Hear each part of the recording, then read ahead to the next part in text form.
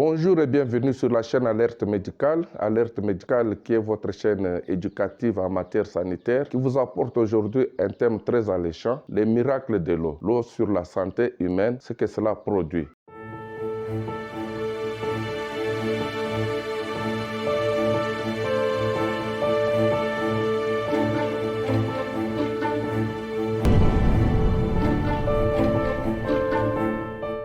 Alors, d'emblée, nous allons vous parler de l'importance de l'eau dans notre corps. L'eau nettoie ou purifie le sang, désintoxique notre corps de toutes les substances toxiques, que ce soit au niveau des intestins, au niveau du foie, au niveau des reins et dans tous les systèmes cardiovasculaires. Toujours l'eau permet à ce que les selles ne soient pas dures, donc évite la constipation qui souvent provoque des coliques, des hémorroïdes et consorts. En buvant de l'eau, l'eau ramollit les matières au niveau intestinal et les selles sortent de consistance normale et évite la constipation. Toujours l'eau aide aussi à réaliser de bonnes performances. Selon les études faites, on a trouvé que les sportifs qui en perdent énormément, 3 à 6 litres par heure selon l'activité physique exercée, ils se fatiguent et cela diminue leur performance. D'où l'importance de boire suffisamment de l'eau. Toujours l'eau au niveau du cerveau parce que le cerveau en contient en bonne quantité. Quand elle diminue l'eau, alors cela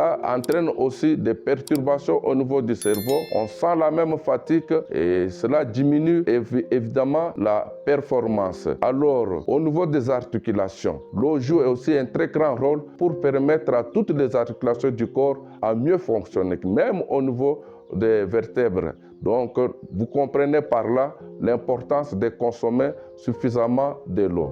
Alors, quels sont les facteurs qui favorisent la perte de l'eau? Comme facteur principal, nous avons d'abord certaines maladies accompagnées de diarrhée, accompagnées de vomissements, accompagnées de fièvres prolongées ou même parfois dans des cas de brûlures sur des surfaces très étendues. Là, nous pouvons enregistrer de grandes pertes de liquide. Nous avons la prise de certains médicaments comme les diurétiques. Ça entraîne aussi des pertes de liquide. Nous avons l'environnement. Si on se retrouve exposé à une forte chaleur, cela aussi favorise la perte de liquide. L'âge influence aussi. Surtout quand on avance en âge, on perd l'envie de boire de l'eau. Et c'est ainsi qu'on remarque chez beaucoup de vieillards les cas de déshydratation. Alors, comment savoir qu'on est déshydraté ou on a perdu de l'eau? La première des choses, c'est la fatigue qu'on va ressentir. Et puis, on a la soif. La soif, après, on peut observer aussi les urines qui, normalement, sont d'aspect jaune clair. Et quand on a perdu énormément de liquide, les urines deviendront très concentrées. Là, on peut déjà être éveillé pour comprendre qu'on est en perte de liquide. Conséquence de cette perte-là, que nous appelons déshydratation, c'est d'abord la fatigue qui s'installe. Il y a perturbation d'électrolytiques. Alors, les électrolytes qui sont dans notre sang sont perdus au même moment que nous perdons des liquides. Il y a comme électrolytes, nous avons le sodium, nous avons le phosphore, nous avons le potassium et tant d'autres. Alors, chaque fois qu'il y a perte importante de liquide, ces électrolytes sont en même temps aussi perdus et cela entraîne beaucoup de perturbations, de déséquilibres dans le corps, le maux de tête, des vertiges, la fatigue comme je venais de le dire. Et toujours le manque d'eau, comme je venais de le souligner tout à l'heure, ça diminue la performance au travail et surtout chez les sportifs. D'où l'importance de consommer suffisamment de l'eau. Alors, quelle quantité d'eau boire par jour et à quel moment faut-il boire cela? Ça, c'est la question la plus capitale et la question qui a entraîné beaucoup de polémiques dans le monde sanitaire. Alors, je dois aller vous dire que par rapport à la corpulence de chacun, par rapport aux activités exercées par chacun, les besoins en eau peuvent varier de 2 à 3 litres par jour. Mais